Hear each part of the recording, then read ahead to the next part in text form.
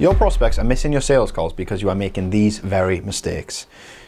Let me paint a scenario here. You get the prospect to book a call, you get ready for the call, you think, right, cool, nice, I'm gonna close this person, I'm gonna get a client, I'm gonna get paid in full. Then they just don't show up. They text you last minute that something came up, they say that they've totally forgot, and they ask, oh, can we reschedule? You say, yeah, that sounds cool, you suggest them a time, and they completely ghost you.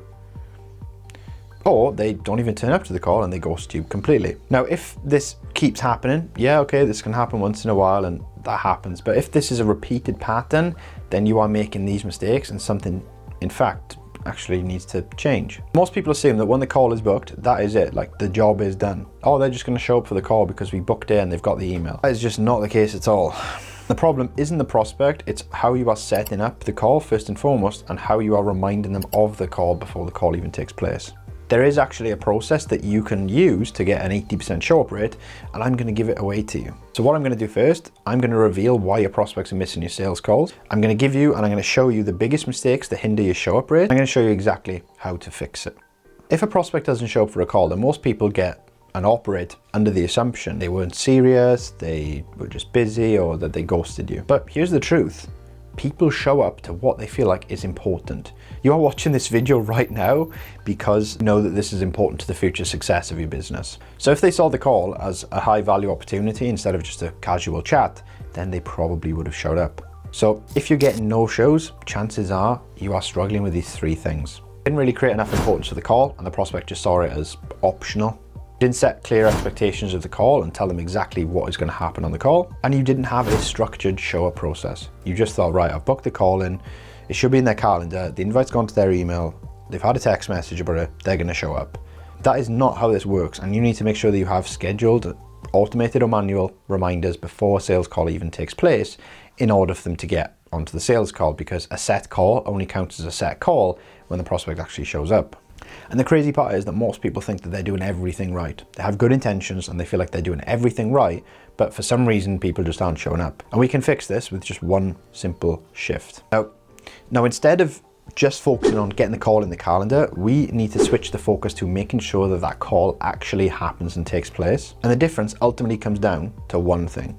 It comes down to how that call is positioned. Is this call just going to be another call to the prospect? Because chances are, if they've been looking at solving a problem, they've probably explored options before. Or is this call going to be a call where they are going to get crystal clear clarity on what they need to do in order to achieve X goal or to solve X pain?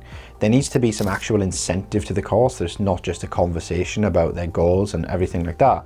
Because when you add an incentivizer to the call, they feel like, okay, if I show up, this is going to be good. And it obviously adds the value to them showing up to the call, which makes it seem like a no-brainer and something important that they need to show up for, which is going to increase your show-up rate.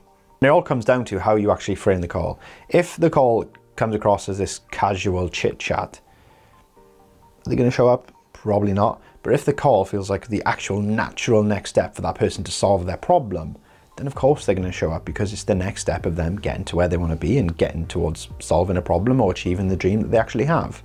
That is the difference.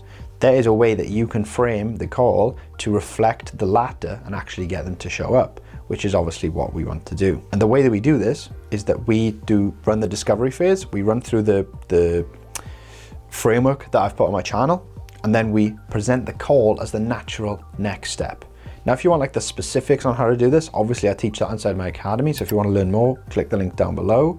But you need to just remember that you need to position the call as the actual next step, as opposed to just a chit chat, to see how you can help. Now that we spoke about positioning the call, let me run you through the 3 mistakes that is preventing you from getting the prospect to actually show up. Mistake number 1 is plain and obvious, and it's just relying on one reminder. Okay, so what you're probably doing right now is you're probably booking the call in, or you're sending a booking link out. I hope you're not sending a booking link out. You're booking in the call manually. Let's just take it as that, for example. You're booking in the call manually within maybe the next 3 to 4 days, which is obviously what I suggest. Never longer than 3 days. I wouldn't do 4 days because people just forget about things. So let's say you're booking the call in for the next 72 hours. What you're doing right now is you're booking the call in, you're sending them a message saying, hey, the call is booked in, the link's in your email. And then you're leaving it at that. And then it gets to 2 days later, 3 days later, 1 day later, you get to the Zoom call, you click the link to join, you wait 5 minutes and they haven't shown up. The reason that is happening is because you have literally just sent one reminder. People have busy lives, people forget about things, people aren't as on it with business and their time as you are. So you need to really remind them that they've got a call scheduled in.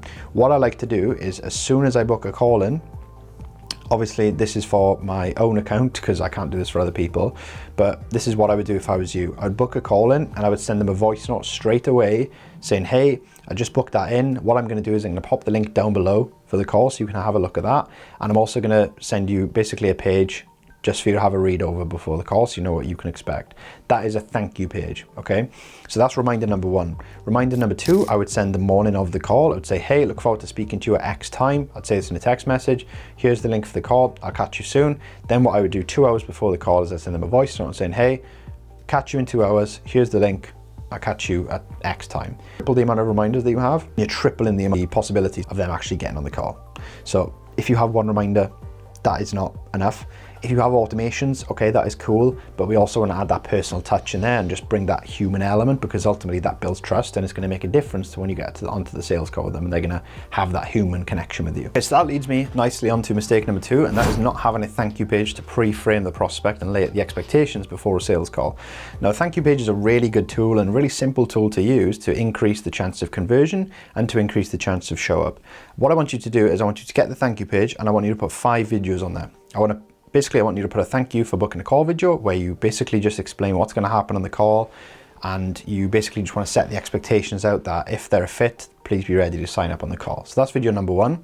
And then the rest of the videos are pre-handling for objection. I was using when I was working with appointment setting for fitness coaches is I was having one video about the partner. So obviously I was basically trying to handle the partner objection before the call. So what I would say on the video is something to the extent of, obviously, I know that you probably want to talk about this with your partner. If you do have a partner, please make sure that you speak to them about this before the call, or if they are involved in the decision-making process and you need to actually ask them for money, or you have shared finances, bring them onto the call.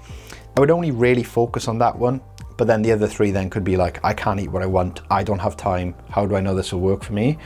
And you just want to settle some uncertainty in those videos, and you can also put results in there just to, provide more social proof. So that's mistake number 2, and using a thank you page can genuinely increase your chance of conversion and close in and show up rates dramatically. It's such a powerful tool that some people just completely neglect. And it's also really good for building up trust before the call, because you're literally speaking to them through a camera exactly like what I'm doing now before you even get onto a sales call with them. And it just gives you that more personal touch, which obviously will pay dividends when you go to close them at the end of the sales call. And then mistake number 3 is not spotting the warning signs of a no-show. Now, if you use the reminder process that I've given you, there are a couple of red flags that can occur that basically indicate that someone won't show up. And those red flags, typically I would say probably the biggest one is if they don't open your message of your reminders. I would say that's a big red flag. Also, if they read and don't reply, that would be a big red flag. But I'd probably say those are the 2 red flags before they get on a call. Obviously they have a red flag that they cancel the call, 4 hours before and say something's come up. Obviously that's a red flag. But if people ignore your messages and don't reply to them when you say, here's the link for the call, and if they just don't reply at all, so like let's say for instance they don't open it and they don't read it, that can be a red flag that they're not going to show up. Now, it doesn't mean that they won't show up, but I've seen some correlation between that happening and people obviously not showing up. So those are the 3 biggest mistakes that is causing you to not have an 80% show up rate in the first place. And at the end of the day, you can't close what doesn't show up. So obviously it's important for us to fix that. So there's a 3-step system for us to increase show up rate on your sales calls so that you can close the people in front of you instead of having no shows. Step number 1 is to basically lock in the commitment before they book. So obviously that is done through the questioning and how you suggest the call. Obviously I've been over that quite a few times, and that obviously relates to how you frame the call. Step number 2 is to use the correct pre-call touch points. Obviously I've been over that, what we should do, what we shouldn't do, how often we should touch up, what we should send, voice note, text message, all that stuff. Then step number 3 is to eliminate uncertainty.